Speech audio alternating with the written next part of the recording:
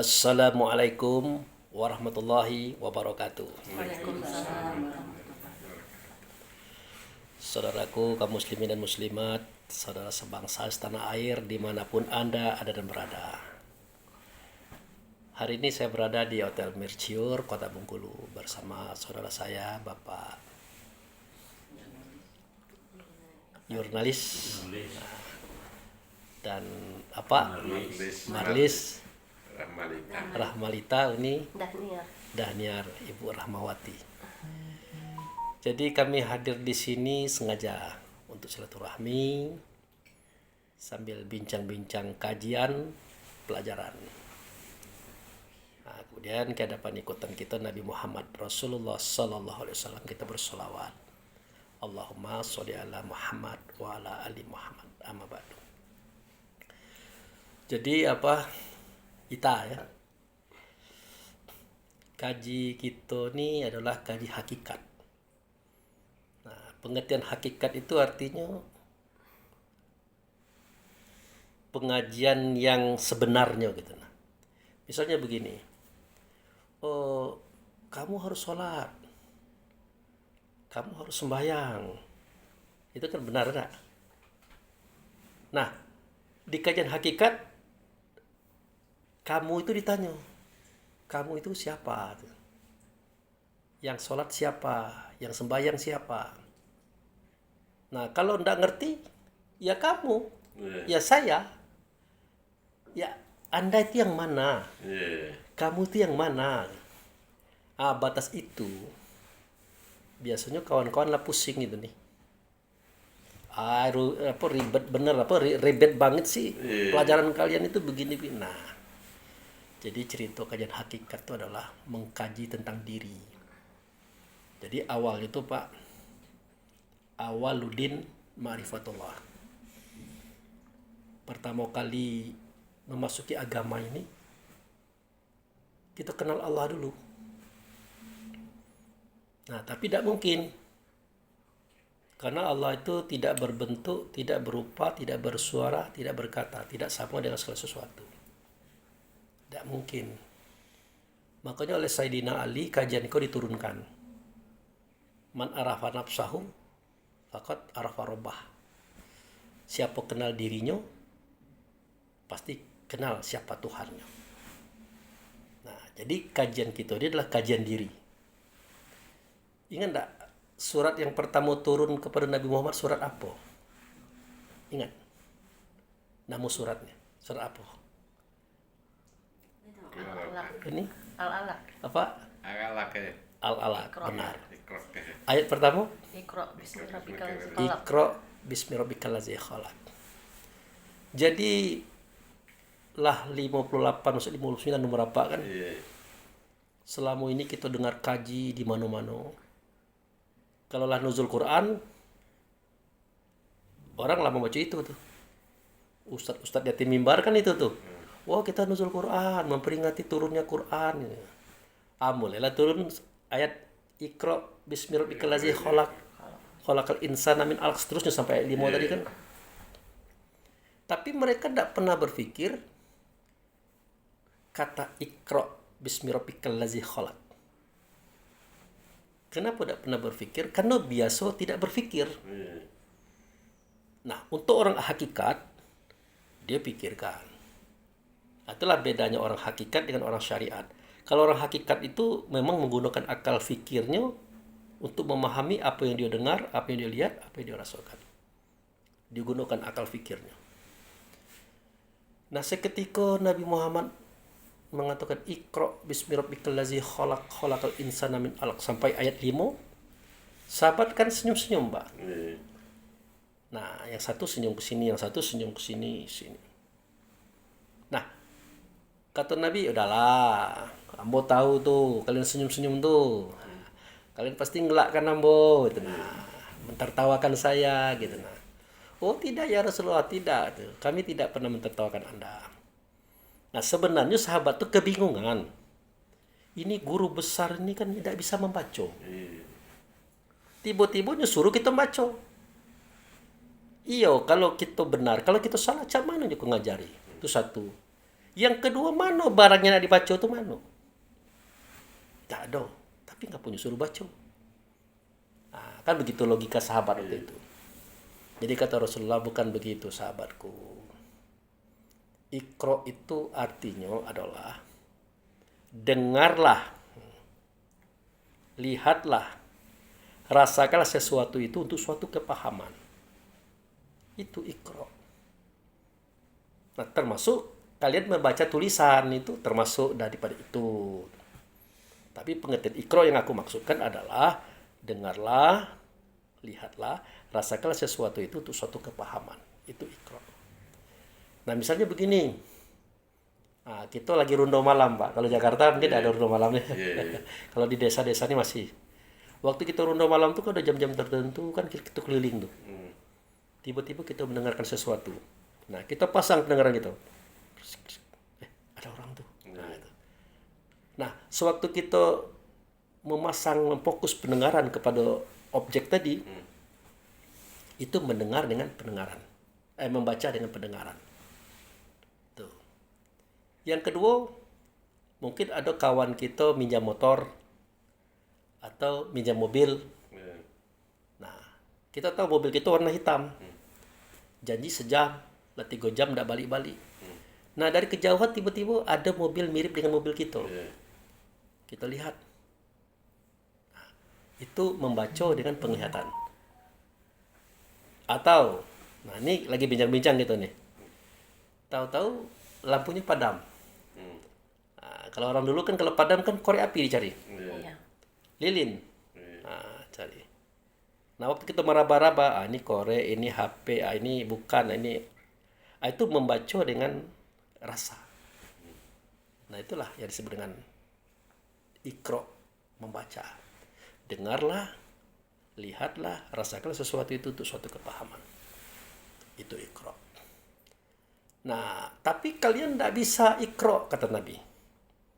Kalian tidak akan bisa membaca, kalian tidak akan bisa mendengar, melihat, merasakan sesuatu kalau tidak dengan nama Tuhan. Nah, kan ribet tuh. Tidak bisa membaca, artinya tidak bisa mendengar, tidak bisa melihat, tidak bisa merasakan sesuatu untuk suatu kepahaman kalau tidak dengan nama Tuhan. Nah, bertanyalah sahabat, ya Rasulullah, apa itu yang dengan nama Tuhan? Mano dionyo yang dengan nama Tuhan? Ini maaf Pak, ngerti bahasa apa? Apa banyak bahasa Bengkulu? Tapi mirip Padang. Nah, jadi kata Rasulullah yang dengan nama Tuhan itu, dia adalah dada kamu masing-masing. Dalam dada kamu, dalam dada kamu, dalam dada kamu, kata beliau kan itu. Siapa dia ya Rasulullah? Itulah roh. Roh itulah yang dengan nama Tuhan. Timbul pertanyaan, nama Tuhan yang keberapa ya Rasulullah yang disandang oleh roh? Dijawab oleh Nabi, nama Tuhan yang ketujuh. Allah, Rahman, Rahim, Malik, Kudus, Salam, Mukmin. Nah, ini yang ketujuh ini, nama roh.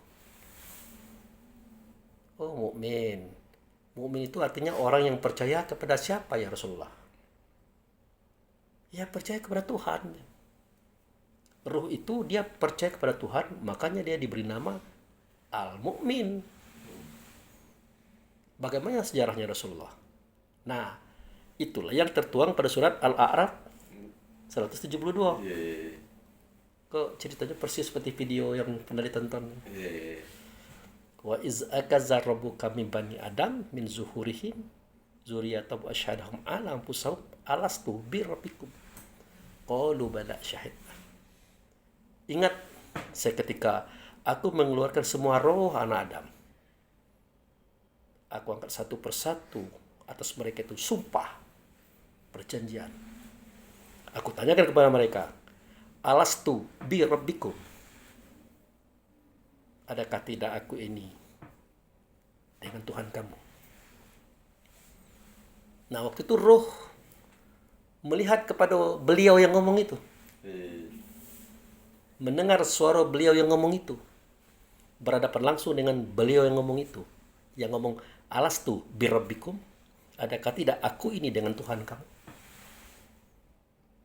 Nah, karena roh mendengar suara itu, roh melihat kepada dia yang mengatakan kata itu, roh berhadapan langsung dengan dia tadi, ya menjawablah roh tadi, bala syahidna, benar kami menyaksikan kalau engkau dengan Tuhan kami. Nah, timbul pertanyaan, siapa Tuhan waktu itu? Tentu Allah. Nah, siapa aku yang dengan Tuhan? Itulah Muhammad.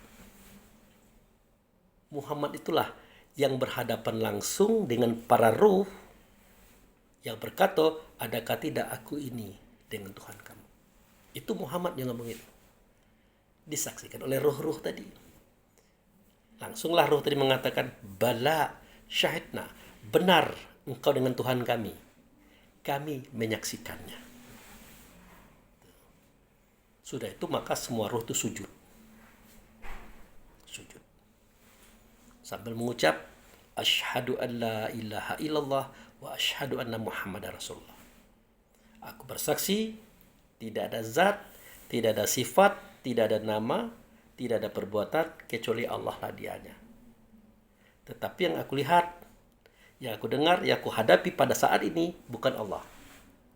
Melainkan utusannya, bernamalah dia dengan nama Muhammad.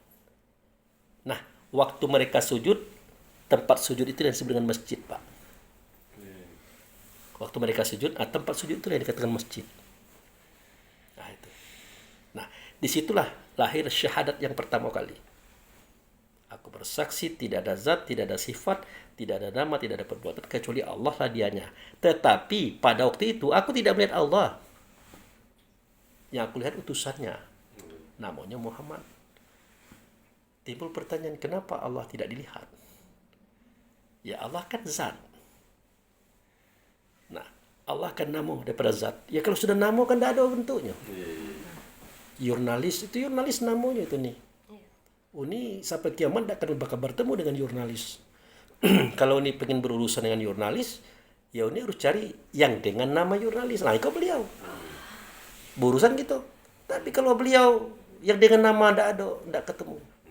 Makanya sampai ke akhirat nanti kita tidak akan bertemu dengan Allah. Oh, bagaimana Pak Ustadz, kan ada itu ungkapan hadis Nabi, nanti kalian sekali sepekan akan berhadapan langsung dengan Allah. Kalian akan melihat dia itu seperti bulan purnama. Ada hadisnya, ada. Betul. Kalian nanti akan bertemu dengan Allah langsung. Kalian melihat Allah itu seperti melihat bulan purnama, tatkala terang. Betul. Tapi pikirkanlah dengan akal kita. Allah itu kan namo. Bagaimana kita bisa melihat dia itu? Bagaimana kita bisa mendatangi dia? Tidak mungkin.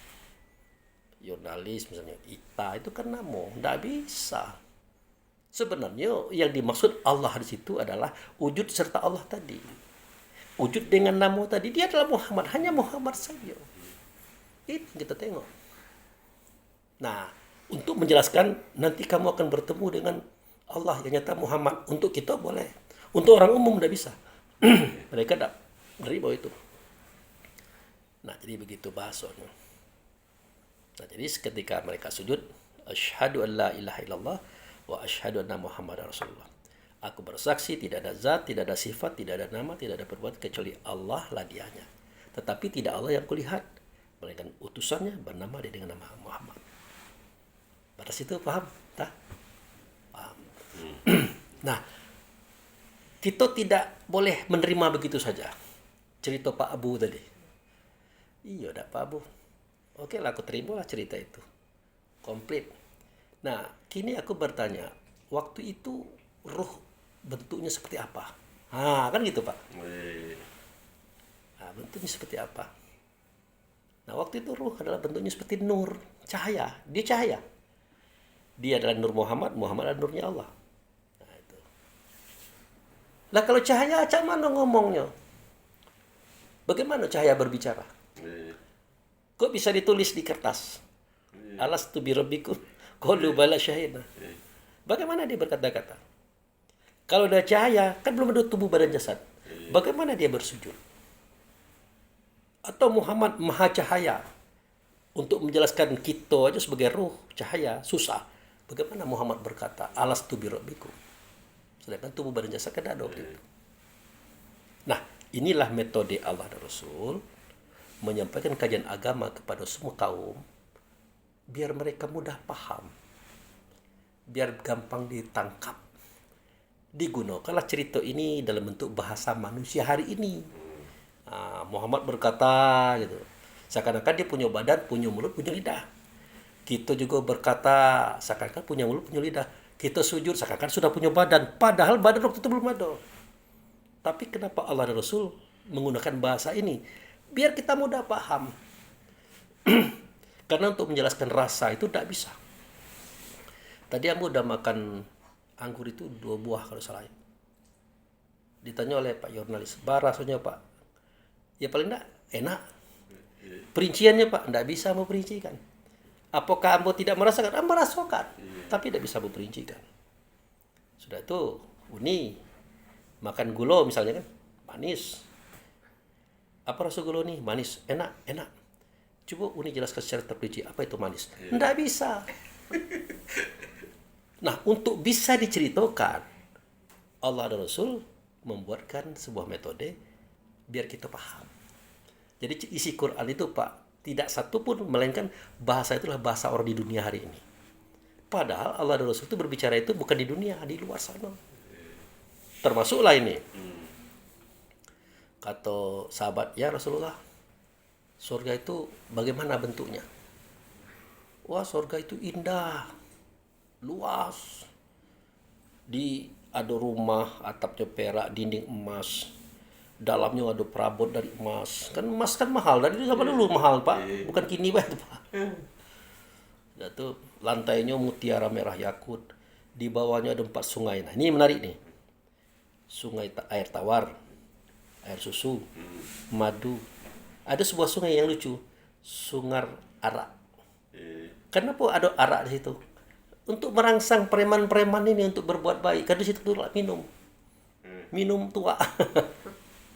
Padahal apakah seperti itu? Tidak juga. Tapi kenapa Allah Rasul melakukan ini? Supaya memotivasi mereka itu. Di situ ada bidadari. Bidadarinya luar biasa. Cantik ya Rasul, cantik. Nah, kenapa keluar kalimat itu? Karena di situ waktu zaman Nabi, ini kan mereka baru sudah menghadapi zaman jahiliyah. Main perempuan itu bebas. Perempuan tidak ada harganya. Nah, kini tidak baca lagi main betino. Jadi macam mana ini? Dirangsang lah. Di situ ada perempuan. Nah, ada yang lucu. Apa pernah ditanya oleh jamaah ibu-ibu? Pak, kami pernah mendengar hadis. Ustadz kondang itu pun mengatakan, nanti bapak-bapak di akhirat kita akan diberikan sebuah rumah. Terdapat 70 kamar. 70 kamar kan 70 iko kok. Nah, aku kamar 1 kamar kan. 70 kamar Pak untuk seorang, Pak. Setiap kamar 70 sofa. Nah, 70 sofa. Setiap sofa 70 bantal. Iko nah bantal. Setiap bantal 70 bidadari. Kan gembira orang-orang zaman itu. Wah, banyak sekali perempuannya. Itu. Nah, untuk apa-apa riang kan. Nangkap ibu-ibu. Kalau kami laki-laki yang banyak, mendingan tidak usah masuk surga lah, bos. Sebanyak itu orang 3 sekali bela payah, bos. Lagi 3 kali kau ratusan orang. Tidak ada tuh. Nah, ini tidak adil nih Pak Abu Fikri. Bagaimana penjelasannya? Ya tentu, ambo senyum-senyum maju. Payah menahan gelak kan. Payah menahan gelak. Ambo tanya, begini Bapak, begini Ibu. Tapi bapak-bapak jangan tersinggung. Sebenarnya Allah dan Rasul itu kan berbicara kepada kita kan berdasarkan kondisi kita hari ini. Itu satu. Yang kedua, bapak laki-laki apa perempuan? Laki-laki. Oh ya. Ibu laki-laki apa perempuan? Ya. Kapan bapak laki-laki? Kapan ibu perempuan? Lamanya mikir Pak. Belum tertangkap ke dia. Nah, aku bantu ya. Apa kau laki-laki semenjak Fisik apa, badan apa dibentuk oleh Allah dan Rasul dalam kandungan emak, laki-laki. Ibu itu perempuan semenjak fisik badan ibu itu dibentuk oleh Allah dan Rasul dalam kandungan emak. Disitulah waktu itu ruh belum masuk, kita belum masuk. Nah setelah dia masuk ke dalam kandungan emak kita, kebetulan casing iko tubuh ko laki-laki lah kita, ya kan? Sudah tuh setelah dia masuk dalam kandungan emak kita, perempuan fisik kita, ya perempuan lah kita. Tetapi seketika ajal sudah sampai, ya kan? Kematian tiba. Apakah roh yang keluar dari laki-laki? Apakah roh yang keluar dari perempuan? Tidak, kembali kepada cahaya tadi. Bagaimana mungkin dia seperti tadi itu? Maksud Pak Abu Fikri, mereka tidak, ya maaf ya, mereka tidak akan melakukan hubungan. Lah, ya bagaimana mungkin? Hubungan itu hanya terjadi di dunia ini. Untuk apa? Untuk regenerasi. Di situ tidak ada gunanya. Tapi kan itu kenikmatan yang paling nikmat Pak Bu. Di dunia ini seperti itu. Di situ tidak itu. Bertemu dengan Tuhan itulah kenikmatan yang paling nikmat. Bahwa di dunia ini berkali-kali Allah dan Rasul memperlihatkan orang-orang yang sudah bertemu dengan Rasul secara langsung. Apa yang terjadi? Kata orang gila Bapak itu. Tiap pagi sampai sore kerjanya Ciko terus. Orang katakan gila, tidak pegal, tidak lapar. Tidak, karena dia menatap kepada wajah Tuhan. Nah, untuk mempermudah kita paham tentang orang gila kata orang tadi, dulu kan kita kan pernah bujang, Pak. Bersuojo pacar kan susah. Sekali bertemu kan tidak bisa. Mencari pacar itu kan enak sih ya. Tidak makan jadi itu nih, tidak makan itu. Apa kata calon mertua? Udahlah baliklah di lama-lama. Baru tuh, yo balik. Kalau tidak tuh tidak balik. Itu baru bersuojo pacar. Apalagi bersuojo Tuhan. Bisa gilo kata orang Pak. Nah begitulah cara Allah dan Rasul memberikan sebuah metode mengajarkan agama ini. Nah tidak bisa orang tidak menggunakan akal mengaji ini. Nah begitulah. Jadi mukmin itu adalah ruh kita, adalah diri kita. Dia dikatakan mukmin karena dia percaya dengan Tuhan. Setelah dia melihat Allah, jata Muhammad, dia sujud, dia bersyahadat. Nah, bagaimana cara dia bersyahadat? Bagaimana cara dia bersujud itu untuk mempermudah paham. Batas itu paham? Paham. Baru kita naik. Artinya itu kita kembangkan lagi kajian ini. Ali Imran 96-97 Pak. Inna awala baiti wudi'a linnasi lalazi bibakah mubarakah wa udil alamin fihi ayatu bainatu maqama Ibrahim mandakal haukana amin. Sesungguhnya ini Allah yang ngomong melalui Rasulullah. Omongan ini ditulis oleh sahabat. Inna awala baiti wudi'a linnasi lalazi bibaka. Sesungguhnya rumah yang pertama kali aku yang membuat. Nah, kalau Allah ngomong model itu, tidak perlu dijelaskan lagi. Rumah yang pertama kali artinya belum ada rumah sebelum rumah itu. Aku yang membuat. Allah berarti kan. Itulah rumah yang di negeri Bakah. Nah, di kawan kan dikurungnya Pak. Mekah. Lah Mekah itu belum ada. Langit dan bumi dan serta apapun belum ada waktu itu. Nah, sesungguhnya rumah yang pertama kali aku membuatnya adalah rumah yang ada di Mekah. Diberkati. Itu cerita kita makan tadi kan. Nah, diberkati itu artinya tidak ada hawa, tidak ada nafsu, tidak ada dunia, tidak ada setan. Karena hawa nafsu dan setan itu kan di tubuh. Jangankan tubuh, langit dan bumi aja belum ada waktu itu. Nah, diberkati. Hudalil alamin. Rumah itu nanti akan menjadi petunjuk bagi alam semesta. Langit, bumi beserta isinya. Kalau nak minta petunjuk kepada rumah itu. Apakah benar kepada rumah itu? Jawabnya tidak benar. Yang benar siapa? Kepada orang yang ada dalam rumah. Nah, siapakah orang yang ada dalam rumah? Kita lanjuti ayat tadi. Fihi ayatu bainatu maqama Ibrahim mendakal haukana amin. Di dalam rumah itu ada ayat. Ada ayat. Di antara ayat-ayat itu ada maqam Ibrahim. siapa yang masuk ke rumah itu aman sentau salah dia. Inilah tugas Nabi Adam sampai Nabi Isa, Nabi Muhammad. Tugas ayahanda kita. Supaya kita pacak belajar masuk rumah itu hari ini. Biar Uni tidak disantet lagi. Iya, kan itulah batu santet. Lah Allah tidak mungkin bohong. Rasul tidak mungkin bohong. Tapi ambo kenal juga Pak Buya misalnya kan. Yo, kita kan tidak di dalam rumah itu. Mestinya kita dalam rumah itu. Nah, bagaimana cara kita masuk ke rumah itu? Kelak bukan kasih tahu. Nah, jadi di dalam itu ada ayat. Di antara ayat adalah makom Ibrahim. Mandakalau kana amin. Siapa masuk ke dalamnya aman.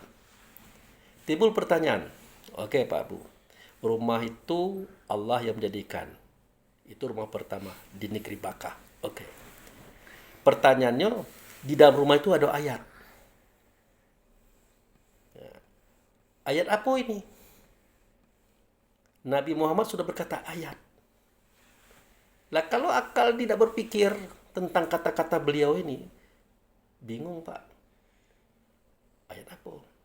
Nah, akhirnya dijelaskan. Ayat itu, itulah roh kita. Cak mana cara memahaminya Pak Abu? Nah, kita lari dulu ke kajian lain. Makanya kajian JM ini panjang. Ayahanda kita tidak bisa menyampaikan kajian tu 10 menit. 10 menit itu baru assalamualaikumnya baru tuh. Ya, assalamualaikumnya baru tuh. Nah, jadi seketika Nabi Muhammad berkata, zalikal kitabu la raiba fihi hudalil muttaqin. Sedemikian itu kitab tidak ada keraguan padanya. Nabi ngomong kitab, sahabat bingung. Nabi ngomong kitab, kan tidak mau buku bapak itu. Kan tidak baca bapak itu, kok ngomong kitab? Jangan pusing-pusing, tanya aja langsung lah. Tanya langsung, apa kitab tuh? Ya Rasulullah, ya kenapa? Mahwal kitab, apa itu kitab? Apa kata Nabi Pak? Alkitabul Quran. Kitab itu Quran, bacaan. Ya bingung lagi sahabat. Bapak ini kan tidak bisa baca. Cuma kita tanya apa itu kitab, apa itu buku, katanya Quran, bacaan. Tambah bingung gitu. Karena beliau ini tidak bisa baca, tidak bisa nulis. Biar tidak bingung, langsung tanya apa itu Quran. Ya sama lah, murid Nabi itu sama lah kayak murid-murid kita Pak. Langsung tanya, tanya. Ya Rasulullah, mahwal Quran. Quran itu apa? Nah, barulah disampaikan oleh Nabi yang pernyataan itu ada pada surat Al-Ankabut ayat 49. Bal huwa ayatu bainatu fi sudur. Allazina utul ilmi wa may yajhadu bi ayatina ila zalimun. Nah, kitab itu adalah Quran. Quran itu adalah ayat dalam dada kamu. Nah, ayat dalam dada kamu. Tidak ada yang mendustakan dia kecuali orang-orang zalim. Jadi ayat itu adalah nur, dia adalah cahaya, dia adalah terang, dia adalah dada kamu. Itulah ruh kita. Ruh itu ayat. Nah, ternyata ayat yang ada dalam rumah tadi itu ruh-ruh tadi, Pak. Nah, di antara ruh tadi ada makam Ibrahim. Tempat tegak Ibrahim. Lah, kalau tempatnya ada, berarti orangnya ada di situ. Nah, kenapa kita tidak pakai tempat? Lah, kita kan bukan imam. Dia kan imam, diberikan tempat, makom. Oh, rupanya dalam rumah itu ada kita, ada Ibrahim. Timbul pertanyaan, Ibrahim siapa? Kita siapa? Ternyata dalam Al-Quran, surah Al-Baqarah ayat 124, 125 mengatakan bahwa Ibrahim itu imam. Imam itu letaknya di belakang atau di muka? Di muka kan?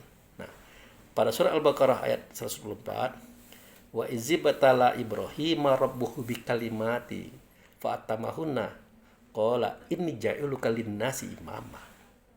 Ingatlah seketika aku menguji Ibrahim dengan beberapa kalimat. Aku tanyakan, beliau bisa menyelesaikan. Nah itu. Jadi tanya itu siapa Allah, siapa Muhammad. Dijawab oleh beliau. Allah zat, itu Muhammad sifat. Kamu siapa Ibrahim? Aku Nur Muhammad, turunan Muhammad. Cuman Ibrahim dulu zohirnya, Muhammad terakhir zohirnya. Orang tertipu. Dikira orang Ibrahim itu bapak Muhammad. Secara fisik iya. Tapi secara hakikat tidak. Nah, itu. Jadi diujilah Ibrahim. Dia bisa menyelesaikan. Setelah dia bisa menyelesaikan, berkatalah Allah, inni ja'iluka imam linnas. Aku jadikan engkau hai Ibrahim imam bagi semua manusia. Nah, kalau imam kan di depan, makmum di belakang. Nah, sudah Ibrahim di depan, kita di belakang.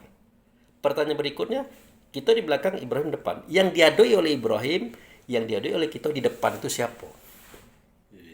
Nah, yang dihadapi itu bahasa Arabnya kiblat. Siapa kiblat? Nah, kiblat itu, hadapan Ibrahim dengan kita waktu itu, ya itulah yang berkata, alastu birabbikum tadi. Adakah tidak aku ini Tuhan? Aku ini dengan Tuhan kalian. Maka berkatalah Ibrahim, berkatalah semua ayat-ayat tadi, bala syahidna. Benar engkau dengan Tuhan kami. Kami menyaksikan. Maka sujudlah Ibrahim, sujudlah kita di hadapan Allah yang nyata adalah beliau kiblat. Muhammad ternyata. Tapi waktu itu namanya belum Muhammad. Lagi-lagi Allah dan Rasul menggunakan metode untuk memudahkan paham. Karena Muhammad tuh nama di bumi. Lagi di sana itu namanya Ahmad. Makanya Isa berkata, akan datang sesudahku seorang Rasul namanya Ahmad. Karena yang dikenal oleh beliau itu namanya Ahmad. Tidak hanya kenal Muhammad. Nah, Muhammad kan 500 tahun setelah beliau wafat baru muncul. Nah, rupanya Ibrahim itu imam. Kita adalah makmum. Kiblat itu adalah Muhammad. Nah, bayangkan Pak. Apa yang terjadi di seluruh dunia di saat orang sholat menuju kepada Allah. Imam kita di masjid tidak tahu mau diserahkan kemana ini. Makmum. Dia tidak tahu, imam yang hakikat tidak tahu. Perasaannya nyo yang imam. Bukan, dia itu sopir. Sopir, kenapa menupir tadi kan? Nah, yang menumpang itu makmum. Bapak imam, penumpang makmum. Bapak membawa ke tujuan kan? Apa yang terjadi? Pak, amboko beli tiket jurusan Jakarta. Kau nanya ke supir ke Pak? Bapak tahu tak Jakarta? Nah itu nih anak yang belum tahu. Lah cak mana Bapak nak bawa ambo ke Jakarta kelak? Nah, itu bingung juga ambo tuh. Lah kok jadi sopir? Itu yang terjadi Pak. Itu yang terjadi di seluruh dunia. Para imam-imam tadi tidak tahu dibawa kemana nih makmum. Mestinya dia tahu dibawa kepada Ibrahim. Nah, ini dia pula yang merasa aku bawa kepada Allah. Waduh, alangkah hebatnya Ibrahim dengan Muhammad dilangkahinya. Enggak begitu, dia harus bawa kepada Ibrahim. Ibrahim itu imam. Ya Khalilullah, ya Ibrahimullah. Inilah makmumku, tolong bawa kepada Muhammad. Tolong bawa kepada kiblat. Nah, kenapa tidak langsung kepada Allah? Enggak bisa. Karena Muhammad itulah wujud serta Allah. Muhammad itu perantara Ibrahim dan kita kepada Allah. Makanya Muhammad itu adalah wasilah namanya. Perantara. Nah itu, Aiko sudah S2 mendebat Abu Fikri. Abu Fikri kan tidak sekolah orangnya. Tidak benar itu Pak Abu Fikri. Kita kalau ngomong sama Allah langsung dibacakanlah ayatnya. Hai Muhammad, kalau bertanya hambaku kepada engkau tentang aku, katakan aku dekat. Kalau dia berdoa, pasti ku kabulkan. Kata ambo, cak mana bapak ini? Allah aja ngomong dengan kita aja pakai perantara. Melalui Rasul kan? Masuk kita ngomong kepada Allah langsung aja. Allah hebat gitu. Tapi beliau tak menerima. Akhirnya dikeluarkan surat Al-Maidah ayat 35. Ya ayyuhallazina amanu taqullah wabtagu ilaihi wasilah wa jahadu fisabili la'alakum tuflihun. Hai orang beriman, hai ruh, hai diri kita sebenar diri, bertakwalah. Cari oleh kamu seseorang yang mengantarkan kamu kepada Allah. Wabtagu ilaihi wasilah itu. Cari. Wajahadu fisabilihi, dan kamu berjuanglah mencari dia itu. Kalau kamu bertemu wasilah tadi, kamu pasti menang. Tidak, kawan mencari. Katanya kita langsung kepada Allah, ada pakai wasilah. Dah kacau itu. Nah, jadi Muhammad itu wasilah yang mengantarkan kita kepada Allah. Allah namo, wujud Allah Muhammad. Nah, Muhammad itulah, sebatas itulah kita tuh. Karena Muhammad yang dilihat oleh Ibrahim, Muhammadlah yang kita lihat pada saat itu. Itulah kisah yang ada dalam Baitullah tadi. Nah, dari situlah sejarahnya terjadi sholat hari ini. Sama. Nah, itu. Pak Bu, cak mana ceritanya sholat hari ini? Kata Pak Bu tadi sama sejarahnya. Oke, kita buka.